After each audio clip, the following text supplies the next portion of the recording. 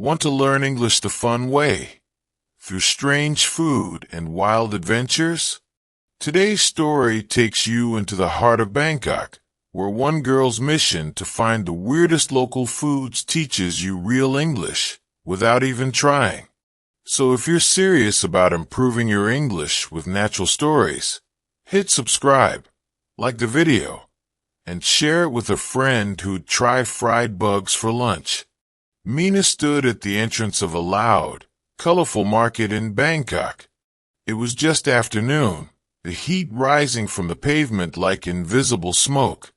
Around her were stalls packed with fruits, drinks, cloves, and smells she couldn't even name. Her plan for the day was simple. She was going to search for the strangest local foods she could find. Not the tourist food, not the restaurant versions. She wanted the real things, the odd, the sticky, the crunchy, the stuff that locals loved and visitors feared. She took a breath and walked in. The first thing she saw was a woman grilling something on sticks. Mina got closer. It wasn't chicken. It wasn't fish. It was something with small legs. Crickets. Dozens of skewers with shiny, crunchy crickets. Mina pointed at one, then held up one finger. The woman wrapped it in a piece of paper and handed it over. Mina paid in coins, stared at the little insect, then took a deep breath and bit down. It was salty, crunchy, almost like popcorn, but with legs. She laughed. She liked it. Next, she found a stall filled with round containers, each with a lid. The man behind the stall opened one slowly and pointed inside. It looked like jelly, but it moved too much. Mina asked, "What is it?" He smiled and said, "Dancing squid." It was raw. It was shaking, but it was safe. She had never eaten anything that looked back at her while she chewed. But she nodded, and he placed one on a small plate with some spicy sauce. It jumped when the sauce touched it. She ate it anyway. The taste was fresh, soft. The sauce burned her tongue a little, but she liked that too. She kept walking. Soon, she found a vendor selling ice cream. That didn't sound strange, but the flavors were durian, garlic, sweet corn, chili. She picked durian. One bite, and her face twisted. It tasted sweet and sour and strange, but she didn't spit it out. She nodded slowly. "Not bad," she said to herself. Near the end of the market, she found a table with tiny cups and a woman mixing liquids from big glass bottles. Mina pointed to the pink one. The woman said, "Flower juice." She tried it.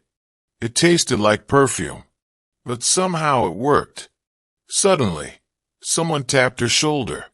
A little boy pointed to a cart down the road. "Snake soup," he said in English. Mina smiled. She walked to the cart. A man lifted the lid of a pot, and the smell hit her immediately. Spicy, earthy, and something else. He served her a small bowl. Inside was a thin, clear soup and a small piece of snake meat. She sat on a low stool, closed her eyes, and ate. It tasted like chicken, but chewier. And the broth was amazing, warm, full of flavor, and perfect after so many strange bites. Mina looked around. She had eaten crickets, dancing squid, durian ice cream, flower juice, and snake soup. Her stomach was full. Her mouth was tired, but she felt completely alive. And what surprised her the most? She had spoken more English in the market than she had all week. Every time she asked for something, every time she reacted to a new taste, she used words she didn't even know she remembered. She said things like, "Just a little." "Wow, that's hot." "What's in this?" And can I try that one? Real sentences. Real English. From real experience.